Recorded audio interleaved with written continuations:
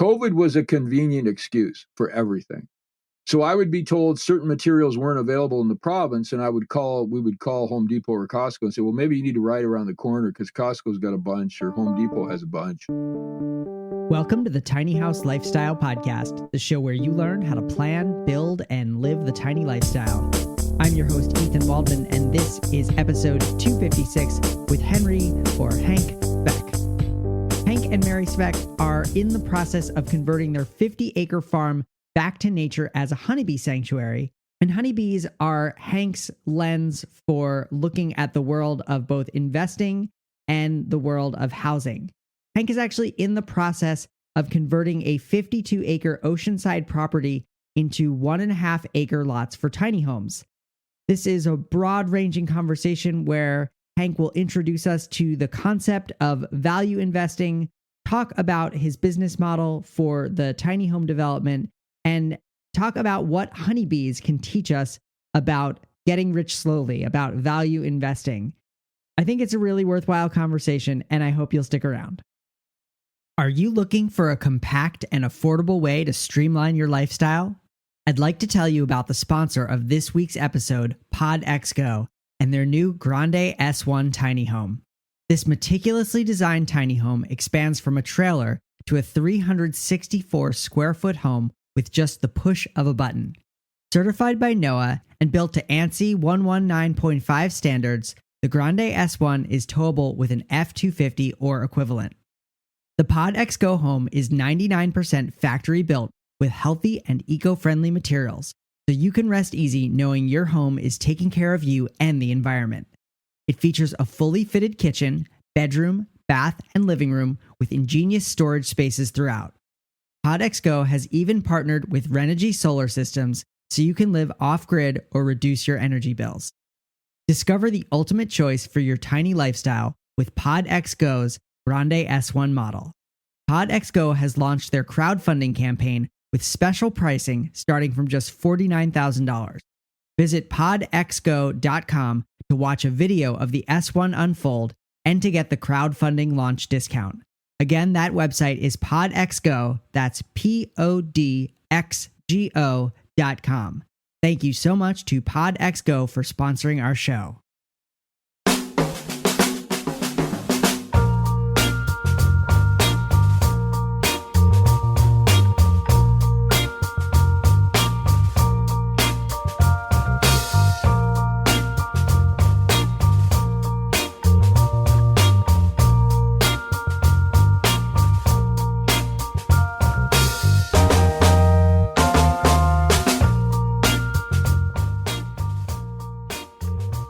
Right, I am here with Hank Svec.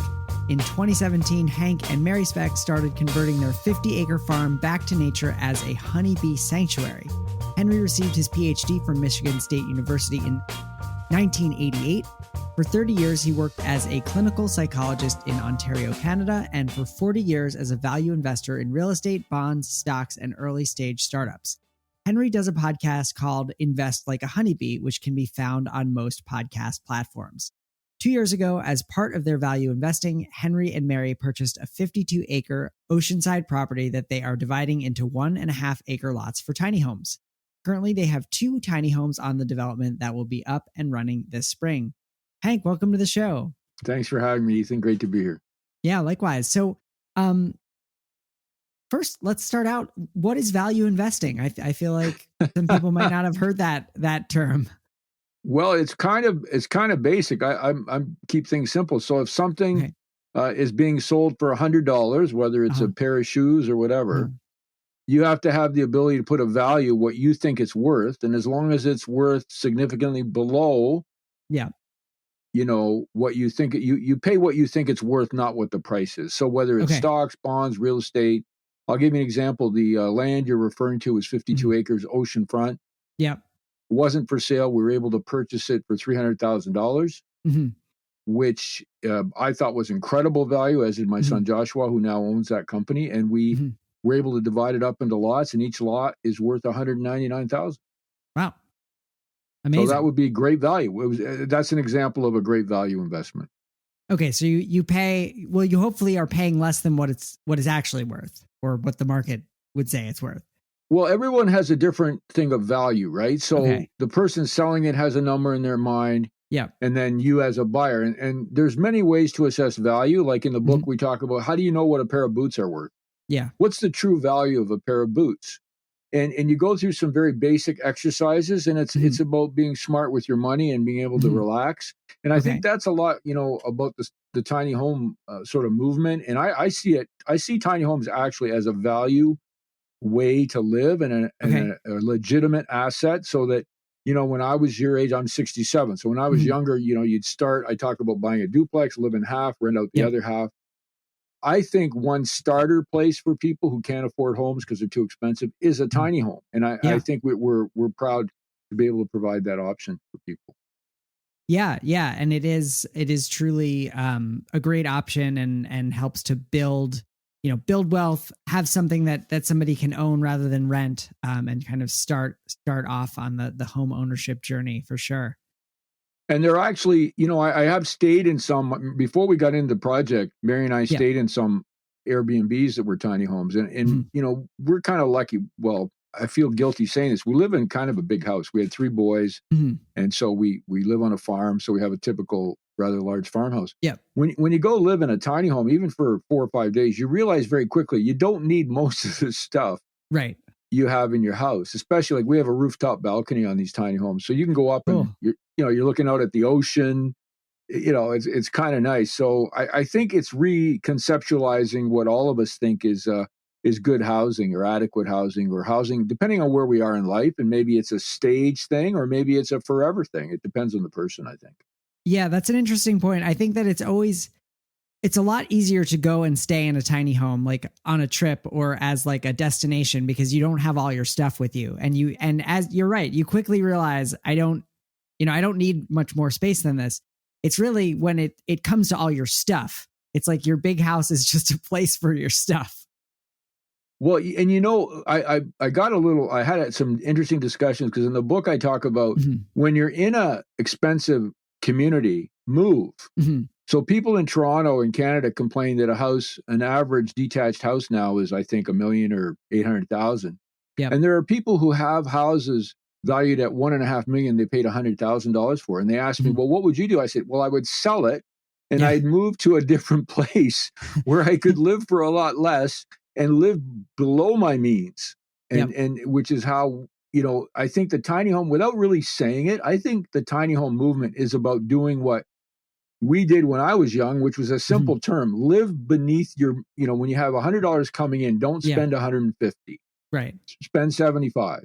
And I think the tiny home movement is a huge part of that whole value you mentioned idea of, and the thing about money is, when you don't stress about it, when you don't have to think about it. Yeah. And I think the tiny home movement helps you do that by living economically, and all the advantages of being in that space too. Yeah, hopefully it does. That's the goal, at least. There's an interesting movement in my age range where people are now looking at tiny homes with accessibility. Yeah. So that a person could actually, in their 70s, have a tiny home and, say, a place like we have out in Western Head, which is 2 hours from the international airport.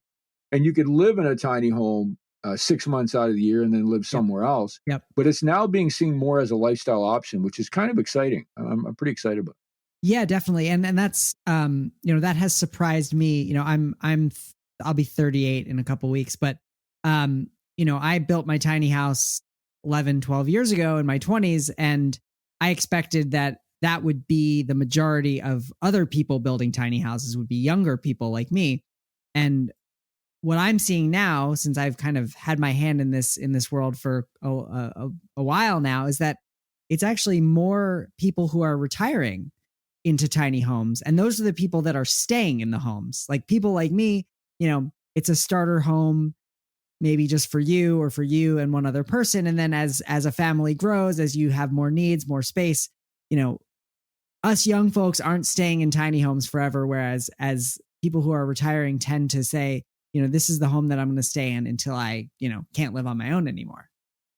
Yeah, and I think that's a great point. And the economics of it. I mean, we were selling ours for $129,000 for the home, and it's $500 a month for the the lot rental, which includes water and all that other stuff. Okay. And so we're developing these, and we even offered financing.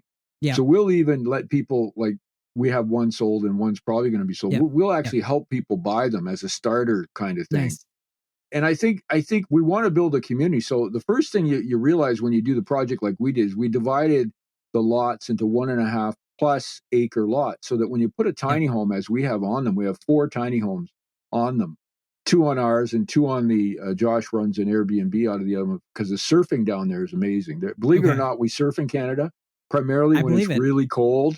Yeah. And so he rents his out when there's a surf swell coming, and all of a sudden there's all these surfers in November and December going around in the water. But the point of all that is, you know, we with COVID, I thought the theme was space.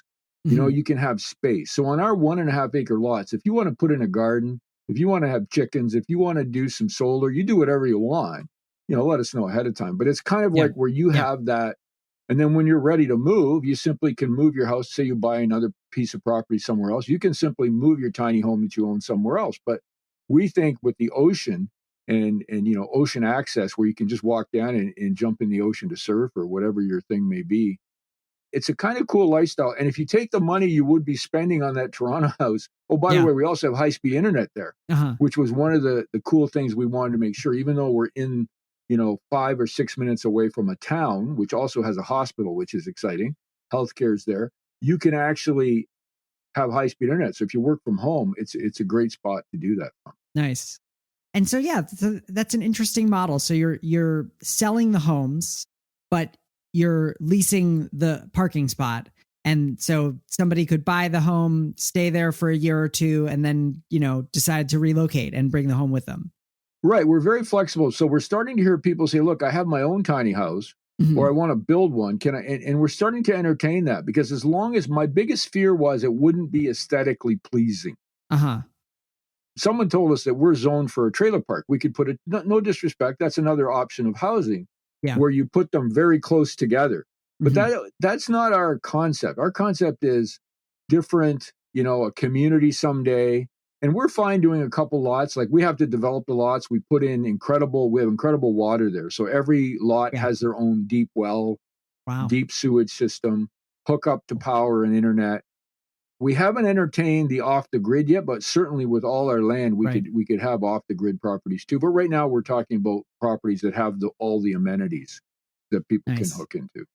Now, when you looked at this property, did you look at it with an eye towards doing a tiny house development, or did you kind of buy the property and then kind of come to tiny houses? Oh, this would be a great spot to do tiny houses. Had no idea. So when we, be quite up honest with you, we bought these properties because when Biden got elected and our guy was talking about carbon offsets, I said to our team, and then now Joshua owns that company, so let's go out and get as much land as we can, close to ocean or on ocean, high-speed internet, paved roads, that we can just land bank. Let's just keep it for the next generation. Who cares? It'll be trees. It's good feeling, all that kind of stuff. So Joshua, our son, who's a surfer, went and looked at Western Head, where we had accumulated 150 some acres, and said, Dad, this is a great place. We should do X, Y, and Z. So I said, let's do it. So we started with the tiny home, and we're continually evolving. He's on Airbnb. So if people want to check it out, you can go to Ocean Top Tiny Homes, surf Western Head, and check it out on Airbnb. But Mary and I have a piece of property that we're doing the project, but the project is flexible based on what people need. As long as it's a legit tiny home, you can build one, you can bring one in. We'll prepare the lot for you. We're only going to do a couple lots a year. We're very slow. We want to see how it goes. Yeah. But it's a very quiet, cool place to be, because you've got the ocean, about a 180-degree view of the ocean, and behind you have trees everywhere, so you're somewhat isolated, but it's 7 or 8 minutes from town, so you have all the other amenities that you need. Yeah, it's the photos that you sent, you know, it looks like a beautiful setting, and we'll post those up on the show notes page for this episode. I'm curious to learn more about the tiny houses that you're building. Are they all like a fixed design, or are you kind of doing, you know, each one at a time unique? How is that working? We did 4 of the same, because we started with a builder who was building them, and I wanted high ceilings.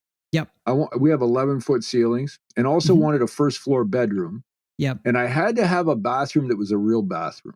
Okay. I didn't want to have a shower where you're showering with the toilet, which I think is Yep. a concept depending on the site. So we actually have a separate shower with a shower door and a separate place and all of that kind of stuff.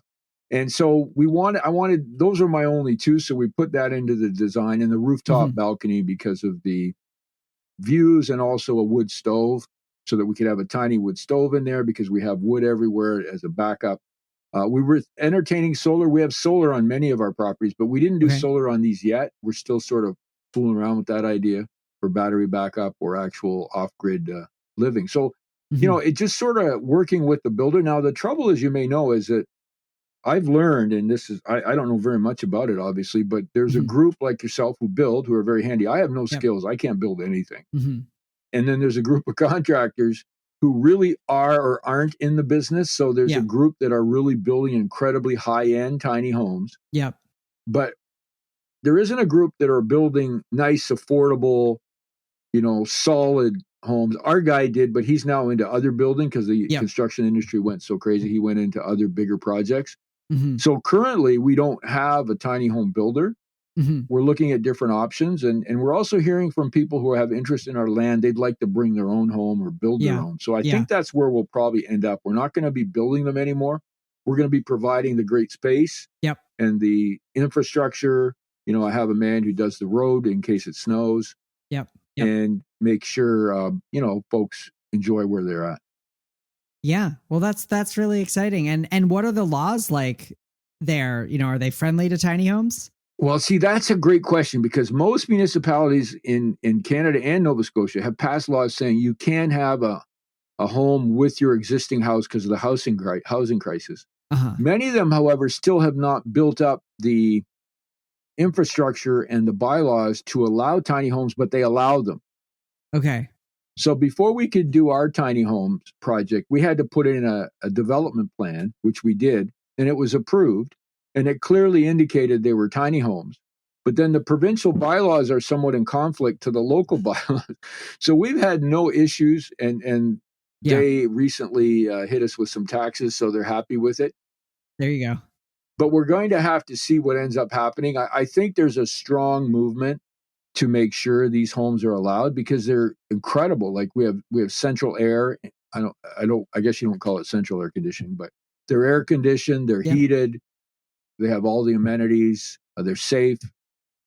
So I think they're here to. I mean, I think of people living in mobile homes who drive around the country, and that's the other concept. We're not sure if the populations are compatible, but we could easily have these 1.5 acre lots for mobile home folks too, to park their trucks for a while they enjoy surfing or whatever they're doing. So we're still sort of toying. We don't want to disrupt it for the other people, but we're trying to find the right mix.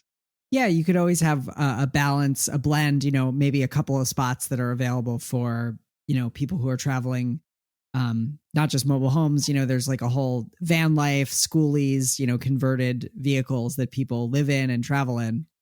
Ethan, what's the off the grid group like? Is there a lot of people who want off the grid living, or do people want all the amenities as we're thinking of providing? I think that it's a little bit of everything. I think that a lot of tiny home owners end up being off the grid more because they have to, just because of where they're parking, might not have a power hookup. So, and then there are some people who go into it specifically because they want to be off the grid. But I would say the majority want to be connected and they want it to be convenient and stable and reliable versus, waking up and, not having enough battery power to make your toast. Yeah, I understand. I feel good about. I mean, we're going to continue with the development that way. Yeah. Bringing in the power was a challenge. I mean, I didn't know. I mean, just bringing in the hydro from the road took us probably 4 months of talking to groups and the power company and all kinds of things. So getting the infrastructure, sometimes it sounds simple. We'll just buy a piece of land and do this and that, or the septics, making sure the wells are properly tested and you have all the, filters in place. And, it is, but, on the other side, it's wonderful to see that we might be, when we finish the project, we'll have about 25 lots on the one property. Okay. It'd be kind of cool to have 25, tiny home owners there. And then we might actually we were talking of putting a little office up somewhere so people could use like just to get into an office share situation to get out of the house for a bit. A central space or building. Yeah. Right. That's the dream for many people, I think, being able to live in community and have, a shared space that can serve needs that the little house, can't quite do, like for bigger gatherings or office space, that kind of stuff. Well, the good news too is we have the ocean. So you can, in 5-minute walk, you can get down to the ocean. And so you can sit just by the ocean and enjoy, everything it has to offer. So that's pretty exciting. Yeah. Well, I mean, it sounds like you're doing it right. It sounds expensive. Do you mind if I ask what your, cost per lot to develop is? Well, that's a great question. I can tell you that the septics and the water are in that $30,000 to $40,000 range. Mm-hmm. By the time you get all your approvals and everything done. Then you have the infrastructure of the road building. So you have to build a solid road and make it with gravel and so on. Yeah. On top of that, you have engineering and surveying costs. Yeah. So, in the province, it's quite good. Everything is approved by standards of health. So we had to dig for the soil content to put in the septics properly. And because we're such a spread out community, we're not doing high intense stuff. We're doing pretty much, 1.5 acres is quite a large property. So I would say probably to develop without the cost of the land, just simply developing, we're probably looking at that $40,000 to $50,000 a lot range. Okay. To develop. All right. Not terrible. No, and we're lucky because we have a great road. Philip, our road guy down there, is really reasonable. He has his own gravel pit, nice rock crushing operation. So we've developed a relationship, and he's worked with us. We've over the last 2.5 years, we've been working on the project. So local, try to hire local whenever we can. We have a great electrician who's local. Of course, he helps with the power negotiation stuff. So yeah, it's a lot of fun. It's become a challenge, but it's a great learning opportunity. And I think it's to help people who are at either the starter side or the other side, and they haven't had a lot of real estate experience, because negotiations, everything, as you probably know, and trying to get the right situation and value is important for people. What has been, what's been the biggest challenge, or what have been some of the biggest challenges so far? I think getting, we built during COVID other properties, standing properties, rentals, student properties at university towns. The building was the most challenging because some of I've dealt with contractors for 40 years and it's a tough industry. Some say the worst industry on the planet. And so COVID was a convenient excuse for everything. Okay. And so, we would hear, and we've never had delay. In my 40 years of doing things, this is the first time. And we were building houses during COVID that were on time and on budget, by the way. Yeah. Okay. So I would be told certain materials weren't available in the province, and we would call Home Depot or Costco and say, well, maybe you need to ride around the corner because Costco's got a bunch or Home Depot has a bunch. Yeah. And so I think it came down to the contracting, the building part. The land part was just amazing. Going down there and talking to because he loved his work and he was upfront, transparent, honest. And you just really appreciate that when you're working with anybody in the building trades. Yeah. But I have a statement, I think that the problem is that with what happened with building, and no disrespect to builders, but many builders felt like they were neuroscientists. Mm-hmm. And they could charge you whatever they wanted, and they would try to, like, we only do fixed price quotes. Okay. So if we're going to build something for 100,000, it's 100,000. That's it. There's no upselling. There's no, I'm not going to make any changes to the design. That's what the price is. Right. And so despite those contracts, people continually would try to change things. And we'd say, that's not happening. Right. And so when you have to get to the point of getting lawyers involved to get a project completed without actually having to do the very painful litigation piece. Yeah. But you have to be prepared to stand by what you both do. To me, a handshake's everything. When you shake someone's hand and they agree, and then later they tell you, well, I have a problem with that. So I think finding a reputable builder in the future is going to be a problem, which is perhaps why in your case, building it yourself is great, because you control all those things. Right. you probably know right now lumber's dropped, what, 70% of where it was a year and a half ago. Yeah, it's wild. Yeah, and I was told at the time, oh, lumber's never going to drop. You know, or someone, we were going to build, I'll tell you this one very quickly. We were going to build a small 800 square foot, 2-bedroom on the ocean front. And the cost for just the cement, which normally would be $3,000 to $5,000 to get it poured and done as a slab, was $18,000.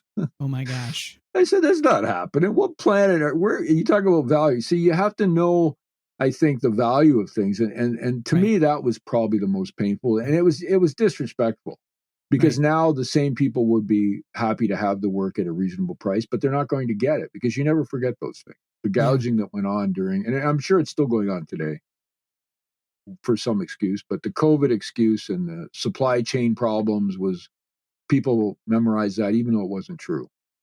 So how do you know what the value of something is? I mean, I'll give an example of, somebody listening who really wants to live in a tiny house, can't build it themselves or don't want to build it themselves for some reason.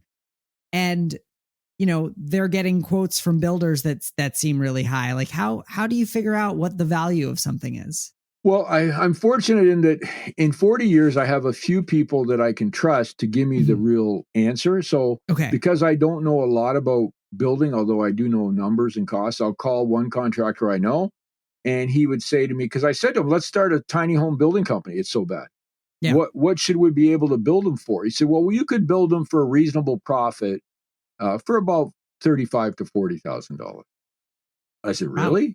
That seems low to me. Yeah. How come people are quoting 150? Yeah. And then, so there's that. Then there's, as I talk about in the book, how do you tell the value of a pair of boots? Yeah. You have to drill. You don't have to know a lot about building, but you have to drill down. What are they going to charge me for the lumber per square foot? What are they charging me for the trailer if it's going to be on wheels? How does it relate? Like, what's the cost per square foot? If it's a 200 square foot home, and you want $100,000, that's $500 a square foot. That's extremely expensive. Right. $500. So you start to develop, part of it's my experience. Part of it is ask a lot of questions. And part of it is a sense of the person I'm dealing with. And I have another colleague I've worked with 30 years. And this is what happens over time. You quickly weed out those contractors who aren't straight up. They might do a one-off with you. But when you find a group that you can work with, in our case, we always provide work for them. They're the first call up. It doesn't matter. And we do a fair price, even though maybe we could get it for a bit less. We pay a bit more because we want to keep them in business, and we have a great relationship. And they're honest, and they're all fixed prices. There's no extra. Yeah. Yeah. So they come up with a bid based on what they think it's going to cost. And then that's the price you agree on. Well, we negotiate. So with the contractors we work with, it's not unusual for us to say, well, that's not going to work. And if it can't work, we won't do the project. So we're never married to a project. It's the worst thing you can do in investing is being so emotionally connected to it that you want it so bad that you'll pay whatever, and they can sense that. And it's very much what we've learned from the honeybees. The honeybees do everything based on rules. Okay. There's no emotion. So you, as a buyer of a tiny home, need to know what you should pay in your community based on the quality of what you want to have built. Yep. And if no one will do it for that, don't build it. Yeah. Yeah. We walked away from 3 construction projects a year ago because the prices quoted were absolutely insane. And they all said, oh, you'll be paying more. I said, well, maybe I just will never build this. Yeah. And sure enough, now prices have dropped incredibly. And now people are calling us for work. A year ago, I'd be calling around contractors. Oh, I have no time to quote. I'm so busy. I have no time. Now they're calling us up, or they're saying, when you call up to get some construction work done, they'll say, I can pencil you in 3 days. How does that look? Yeah. And a year ago, it was a year, right? Oh, 6 months. Oh, we're so backed up. And you go, okay.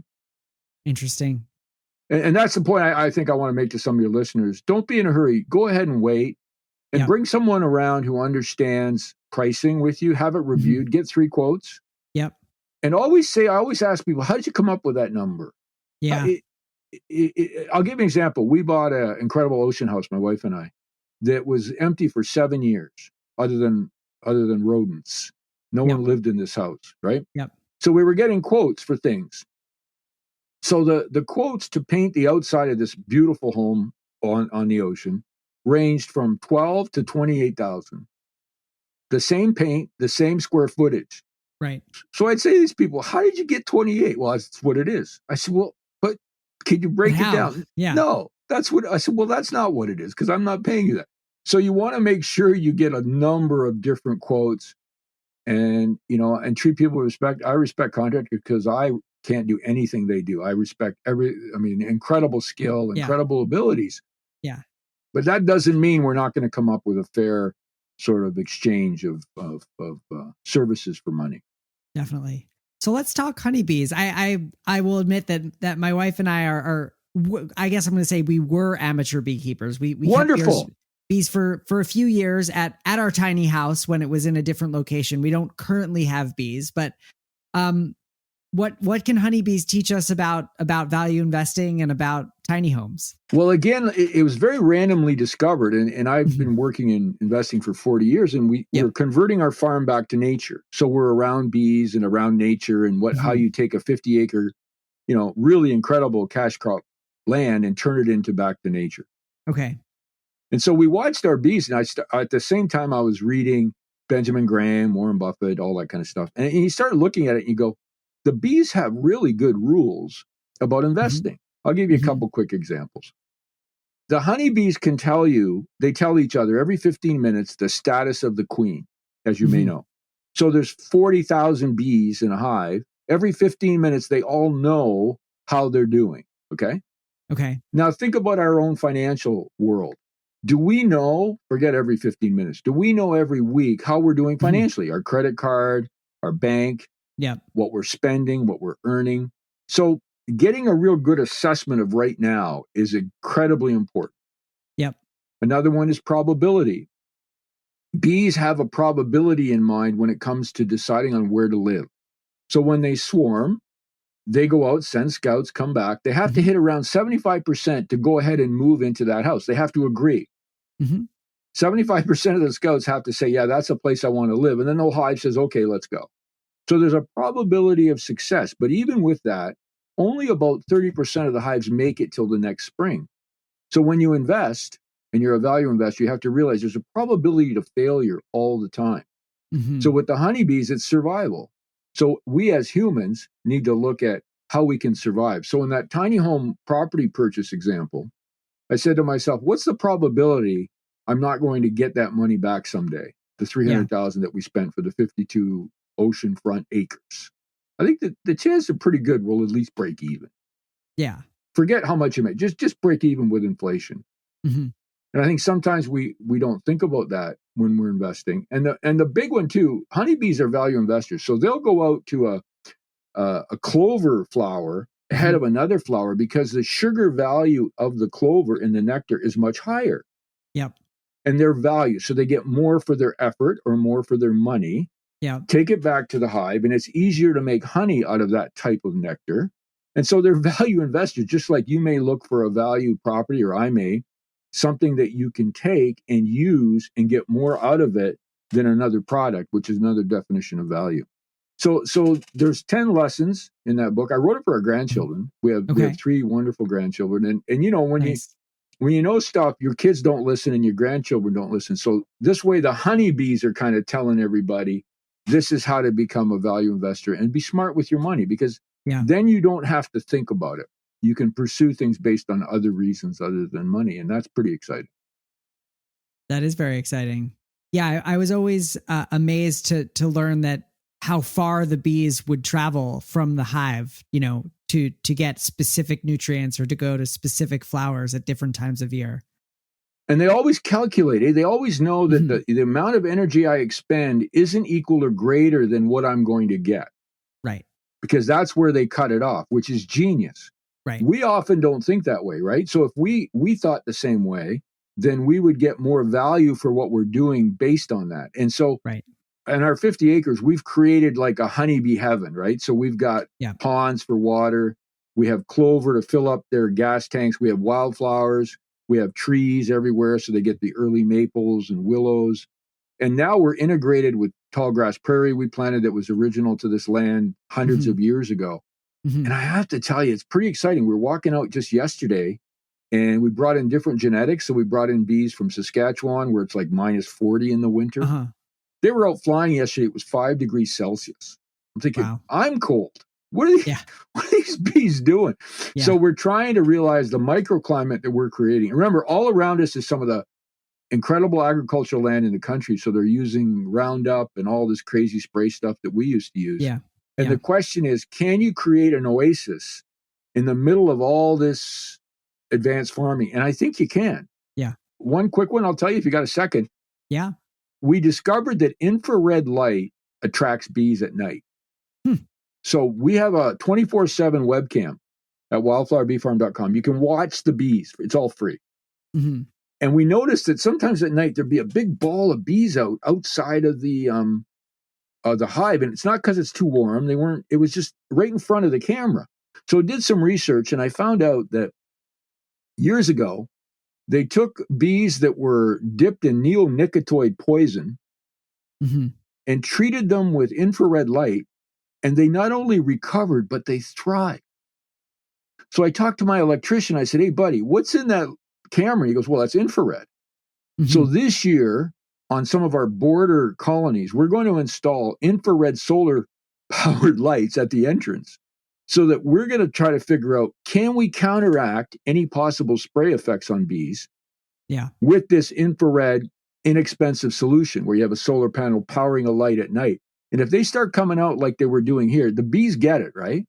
And I have to tell you, the hive that is on the light here where you can watch on the farm is one of the healthiest hives I've ever seen. Wow. And it might just be random. It's only one. But the science in the laboratory would tell us that we can counteract the agricultural movement with all these neonicotinoids and crazy sprays they use by just helping them a little bit. And that's what servant beekeeping, I'm not sure what type you practice, but servant really means you do the least amount possible, but you still try to help them. Yeah, I think, we were so new to it that we were just trying to figure it out, but we didn't do any like heavy chemical treatments or anything like that. We were trying to do, integrated pest management. Is that that's a thing? Yeah, I'm searching back in my memory now. What did you use for mites? Can I ask? Do you use Thymol or Formic Pro or formic acid? Some product that had formic acid in it. Yeah. So what we've done is we have a few of those because we're testing them out. It doesn't seem to be any difference whether we treat or not.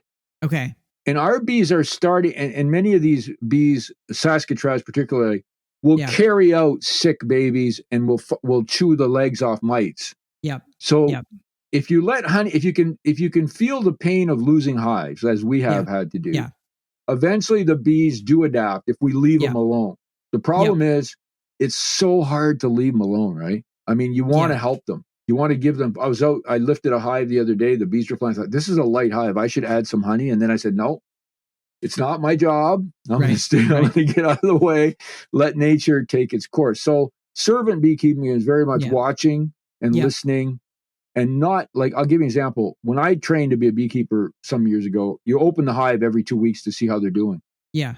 Well, every time you open a hive, you break the seal, the propolis. It'd be like someone taking a roof off your house when you make chocolate chip cookies and then putting the roof back on, and the smells are different. Yeah. The energy to seal it is stressful. So we're trying to only enter them once, maybe a year, or twice if you're going to split them, because we still split to try to find the right genetics. But I think there's a good balance you can do without having to, bomb your bees with spray or pesticides every 2 weeks. Yeah, definitely. And we were always like I think we had 3 hives at one point. And so it was like, we knew here in Vermont, it's a very long winter. The spring tends to be really hard for them because they're running out of food and there's not much happening outside in terms of flowers and nectar. But, we know that if you have more hives, you're going to lose some, but you're also some are going to make it. And then you kind of can build from there. One of the challenges, as you say, is habitat, right? When you look at where are they going to go? Like around here, if it wasn't for our 50 acres, all of the land is farmed. There aren't even, there used to be headlines, right? Where you'd have like 20 feet wide and the length of the farm would be grass and trees. That's all taken out now for efficiency. And many of these farms are thousands of acres. So there is not. I took a drive from our place to Niagara Falls, which is about a 3-hour drive, could not find any natural habitat along the highway. Nothing. It's cut or sprayed. There's no place for those bees. There's the odd forest you'll find. So I think habitat's 95% of our problem. I really do. Yeah. Our goal, our dream is for every 100 acres, there's 1 acre of oasis for bees and wildlife. I mean, we have, I don't know how many. The first year we stopped farming this property, before we planted the wildflowers, we had 95 different wildflowers on the farm. Wow. So for 100 acres, it was sprayed to death. We stopped for 1 year, and all of a sudden there's 90. And that's reassuring to me. That was really exciting. I thought, man, and I had one of those apps, back. Where you can take a pic. Yeah. Unbelievable. Yeah. And now we're getting, this is really crazy. I don't understand. Now we're getting things that happen that bees like. Balsam trees. What we don't plant them. We don't have any balsam trees around here. And of course, bees use that for propolis, right? Different types of trees. Why would a tree that bees use for propolis suddenly start popping up on our farm? Bees don't carry seeds. How did that happen? Like, what? I don't have an. Do you have an answer? No idea. I don't know anything. I mean, the more you study nature and bees, we know maybe 5%. I mean, we don't know anything about bees. I mean, we think we do, but we don't. Right. When you're keeping bees and you think that you know what they're supposed to be doing, it turns out that the bees didn't read the same book that you did. Well, the takeover, the takeover kills me. The takeover, usurpation or whatever they call it. A hive can go into another hive in 10 minutes, take it over. Yep. So a beekeeper, what they call a master beekeeper, a genius beekeeper, could go to the bathroom, come back, look at his hive and say, boy, this hive's healthy. But it's a whole different hive than when he went to the bathroom. But they don't know. We don't know, right? Yeah. We have no idea. So you have a podcast called Invest Like a Honeybee. Tell us about the show and what kind of stuff do you talk about? Sure. It used to be called Shrink Money Advice when I was a psychologist. Okay. Money Advice. Which is it's a dumb title. But it's really about, I interview guests who are into, but I also talk about smart money, being smart with your money. And it's kind of common sense. But the push, and I'm not sure, we haven't talked finance, the push is really to get people to react based on information, not emotion. Because when you watch the shows every morning on business, they try to get you hyped up, buy this, sell that, Google, Amazon, none of that. No, base it on value and have a plan like the bees. And then none of this matters. Interest rates don't matter. Inflation doesn't. You think about right now, back to that lesson, what's happening right now? Most people can't tell you. And as far as predicting the future, no idea. And people who tell you they can, think of the bees again. 75% think they're picking a great house, and 30% of the time are they right out of that group. We have no idea. It can take one event, and all of a sudden. So when when we land banked, the idea of land for me, where the tiny homes are, was to have a place where you feel you can sleep at night because you always have the land, the trees. You're close to the water. You can fish if you had to eat protein. I suppose you could hunt some rabbits or something, but you have this place where you feel secure. So I think as people, we need to find out what makes us secure, because once you're secure, you can take on all those other things that you care about. Nice. Well, I'm looking forward to checking it out. It sounds, I mean, both titles actually sound interesting. I would listen to Shrinking Money too, but I'm going to listen to Invest Like a Honeybee. Well, I wrote Shrink Honey Advice for my children because, as you know, as I said, you can't give a relative or a friend advice. So I thought, if I write this book, I think one of my sons edited it, and I made the other son edit it. And then I didn't care if I sold any, because now this book we wrote for, and by the way, I also listened to my advice in Shrink Money Advice. It's a parody of a couple who aren't happy with their life and how they end up. And anybody who followed that information, multimillionaire now, just luck. Shrink, what Grandpa learned from his honeybees, we wrote for our grandchildren for the same reason, so that when they're 9, 10, or an adult reads it who's not feeling good about their money, they can actually learn some basic lessons to get them to that next step. And in the appendix of that book, I actually put in 2 stocks that I only own 3 or 4 stocks now, I think it is. How do I find value in those stocks? And if you, so you can take it from the very basic honeybee story. And if you want to get a calculator out, you can actually push it all the way to analyzing stocks. But we wrote it actually for young children and young people who haven't had a lot of financial experience. Awesome. Well, the books both sound great. So where can people get the books? So you can get What Grandpa Learned from His Honeybees just came out a couple of weeks ago on Amazon. I think Audible is going to be this week. Nice. I think the hardcover's today. So if you want to get Kindle or the soft cover, you can get it now. But Audible is probably within a week. Okay. Yeah, and I encourage grandparents to read it to children. Maybe you do one bee story a day. The worst case scenario is you'll learn 10 things about bees, 10 different bee stories. Yep. And then we apply those to being smart with your money, which, you know what? If you're smart with your money, it's a lot easier to not have to just zone out of all that money stuff. You don't even have to think about it. Get a system in place that you have confidence in, that you trust. And then you don't have to worry. And when you get enough money, then you can look at investing in a certain way and just sort of make yourself feel comfortable. Because in the end, you want to be able to practice or do whatever you do to take care of the planet in a better way. And one way is you need some resources, and this will help you with that, like the honeybees do. It's crazy. Awesome. And so they're both on Amazon then? Yeah, you can get them on Amazon. Shrink Money Advice I wrote a while ago and did an update edition. And that actually, most of that, I even have a list of strategies. If I was starting out today, what would I do? How would I take on high house prices? Well, how would I invest? And so but it's very simple. And it's based on my 40 years, and the stuff kind of works. I'm not a financial planner, so I tell people, make sure you check it out with your financial people before you start making all these changes. But I have no vested interest in this. You're not buying stocks that I care about or whatever. It's more about giving you sort of some ideas. And in What Grandpa Learned from the Honeybees, I have 13 books in the appendix that I think you should read. So if you want to go beyond the basic and really dive in, I read tons of books on finance. Those are my 13 favorite that I think really have changed my life when it comes to investing. Fantastic. And actually, that's a great segue, because I always like to ask guests what are 2 or 3 favorite books or resources that have helped them out. So maybe could you give us a preview of 1 or 2 of those books? I just read this when I was finishing the book. And again, you know how you get that sort of spiny, tingly up your spine? I was reading Pabre's book on Dondo investing. Dondro, it's in there, and it's about an Indian family. They come from India with basically no money, and they end up owning 50% of the motels in America. Wow! So how does a family with barely any money?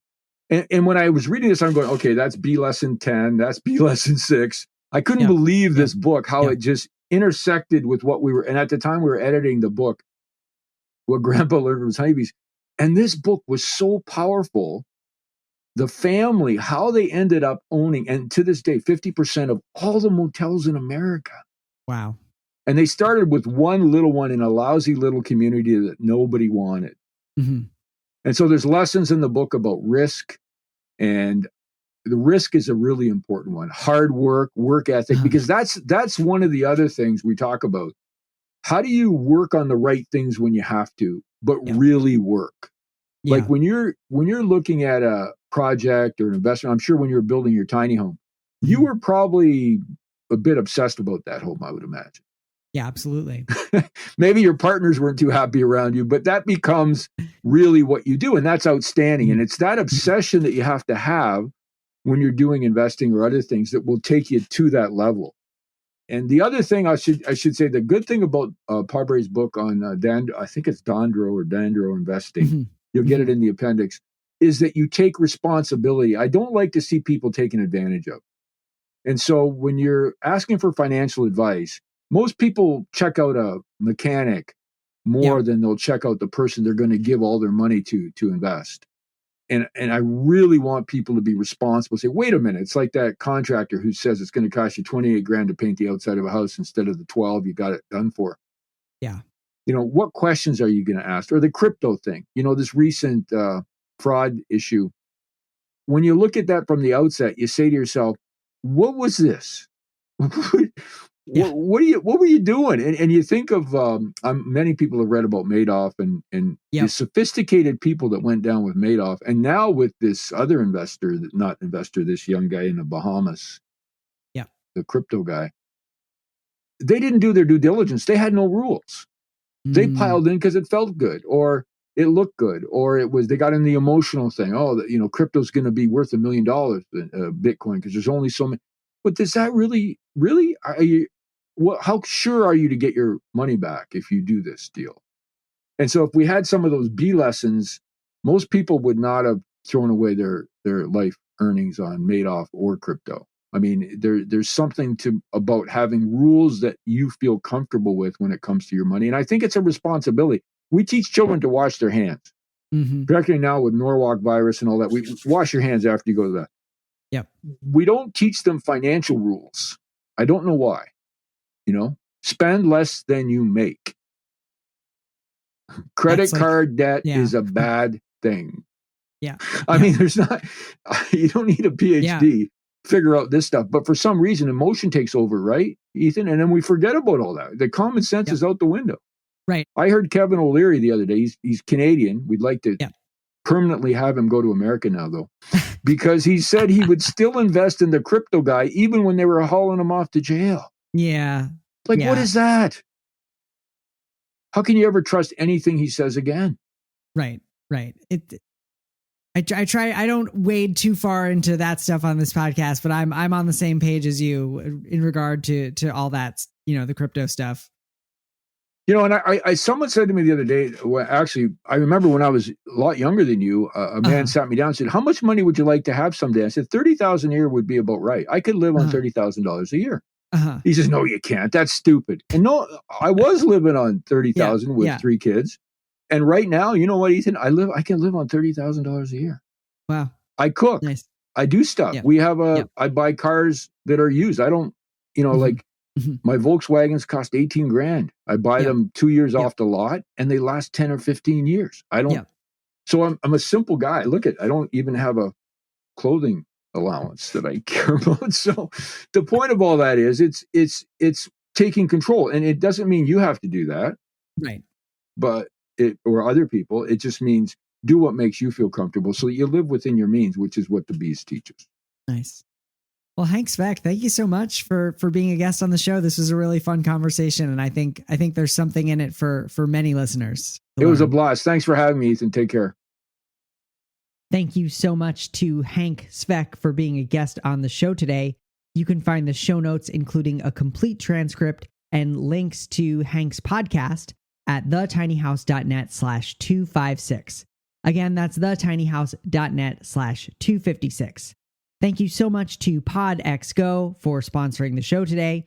You can find out more about the Grande S1 Tiny House over at podxgo.com. Again, that's podxgo.com. Well, that's all for this week. I'm your host, Ethan Waldman, and I'll be back next week with another episode of the Tiny House Lifestyle Podcast.